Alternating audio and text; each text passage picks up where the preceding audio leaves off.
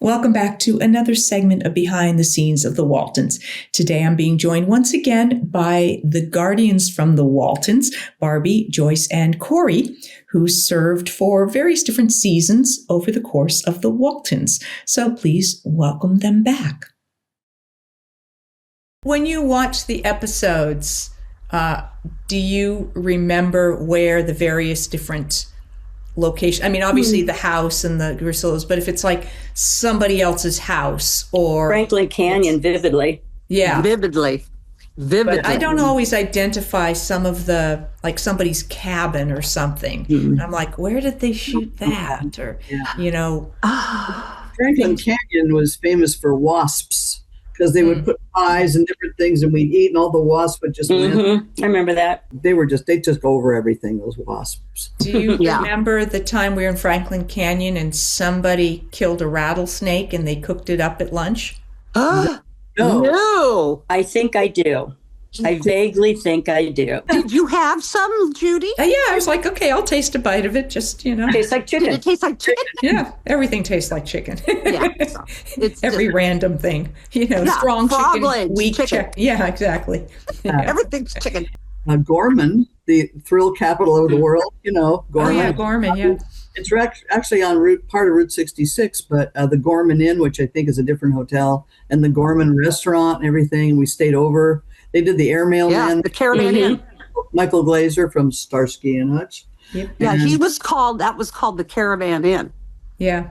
And we took over the whole entire thing. Yeah, we took it over. And they didn't even have enough rooms because they would have to send the transportation guys to stay up in Bakersfield because there weren't enough rooms at the Caravan Inn. Yeah. I didn't realize that. Yeah. We took over and we had to share rooms. Cori and Mary and Cammie and I shared a room. Eric's mother and I shared a room. Yeah. We had to all jam in because that was an interesting experience. That was fun. Well, yeah. Except for sitting out in that dirt field in the heat. Damn day. Yeah.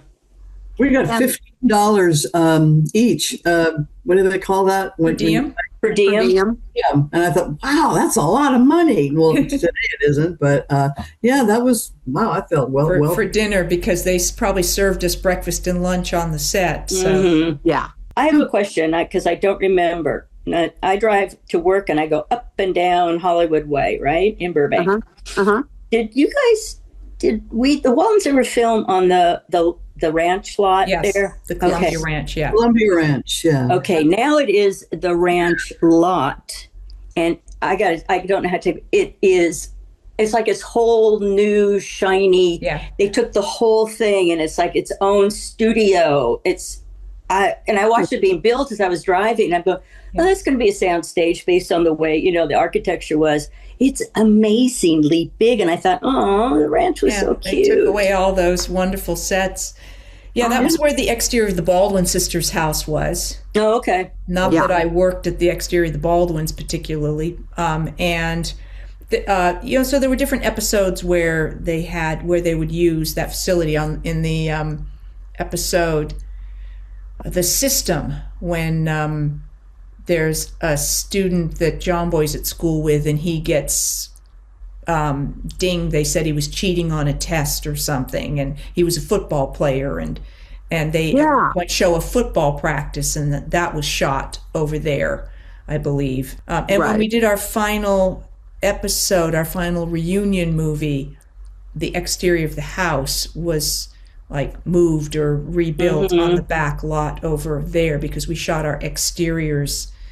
The house was on that lot at that point because they built up all the stuff on the I was trying to remember as I was going, and I'm going, this is really sad because I remember growing up in Burbank. I remember the back, the ranch or whatever they called it then, and it was so cool.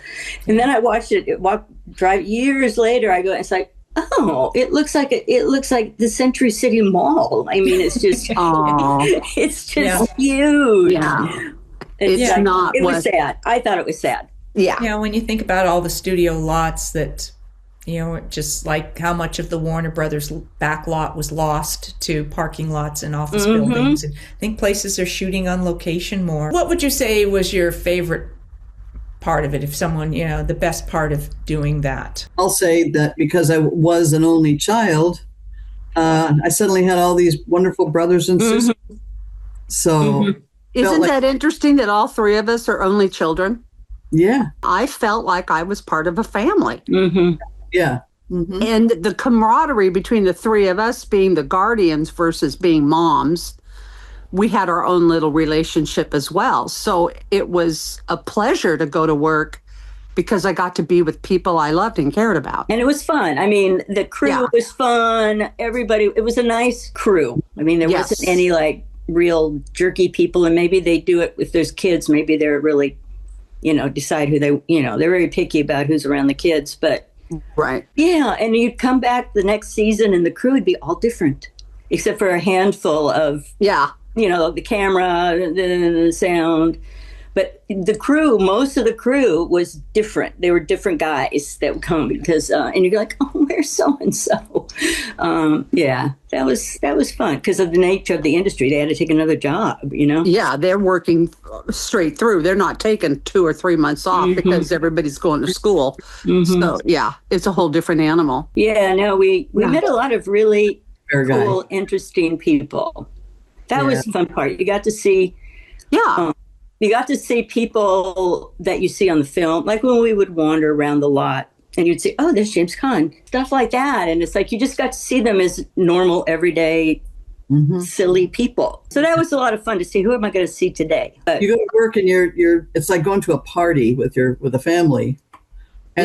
And then you see all these people that you recognize and things like that. And then suddenly you go home and take the trash out and reality hits you like bang. But then the next day you're back at the party. Yeah, that was what it was like. It was good. And plus being with the kids, I mean, listening to Judy being a teenager, listening to John being a teenager and loving his music, and the little ones wanting to explore and have fun and just be kids. And that was what was nice, was that the kids got to be kids as well as actors. They got to. Will Geer used to explain all the plants to the kids. This is buckwheat and this is oats and this is this and that. Well, he even gave them the scientific names. Cammie talks about that a lot. She loved what Will taught her. Yeah. And she's a great horticulturist now. She's very into her vegetables and her plants and her flowers and things. That I don't know she would have had that interest if she hadn't have met Will and had that kind of lifestyle. Yeah, he liked teaching them that. Yeah. Judy, you were talking about being a teenager and in your teenage brain, but we were all in our 20s, and that's kind of like just an expanded teenage brain. And I'm thinking, why didn't I sit down and talk to Will more? Why didn't I have heavier conversations with Ellen? These are world famous people that had world famous stories that la la la, I'm too busy being stupid. So I didn't pay attention. But I did listen to some of the stories, but I wished I'd have listened better.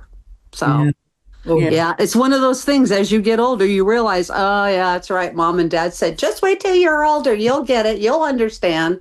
And now I do. Those were fun days. I miss that. A lot of fun. Yeah. Thank you for joining me for the conclusion of my conversation with the Guardians. I hope you have enjoyed their various different stories and memories about our years together on the Waltons. I'll be back with more behind the scenes of the Waltons and more Ask Judy. Thanks for watching.